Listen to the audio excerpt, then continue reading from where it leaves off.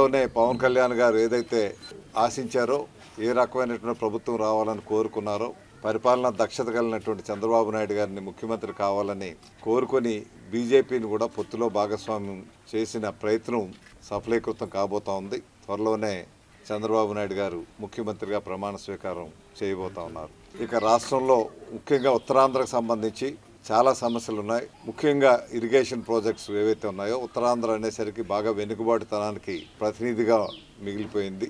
వలసలు ఎక్కువగా ఉంటున్నటువంటి ప్రాంతం ఏదైనా ఉందంటే ఈ రాష్ట్రంలో ఉత్తరాంధ్ర. గత 5 సంవత్సరాల్లో చూస్తే ఉత్తరాంధ్ర పూర్తిగా నిర్లక్ష్యం కాబట్టది. అటు వంశధార కానీ, నాగావళి కానీ, జంజావతి కానీ, రామ్తీర్థ్ సాగర్ కానీ, అదేవిధంగా ఇక్కడ ఉన్నటువంటి ఇతర ప్రాజెక్టులు, ఉత్తరాంధ్ర సుజల స్రవంతి కానీ, ఈ ఏ ప్రాజెక్టులు కూడా పూర్తి స్థాయిలో చేపట్టలేనటువంటి పరిస్థితులు ఉన్నాయి. ఉత్తరాంధ్రకు సంబంధించి గత 5 సంవత్సరాల్లో ఈ ప్రభుత్వం ఇచ్చేది సుమారు 3,200 కోట్ల రూపాయలు బడ్జెట్లో కేటాయించింది. వాస్తవానికి ఖర్చు పెట్టింది 500 కోట్ల రూపాయలు మాత్రమే.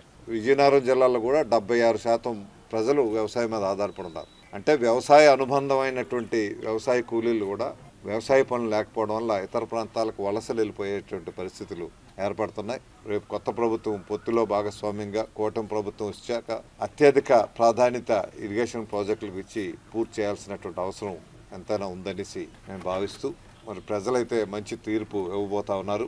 ఆ తీర్పు గురించి అందరూ కూడా ఎదురు చూస్తూ ఉన్నాం.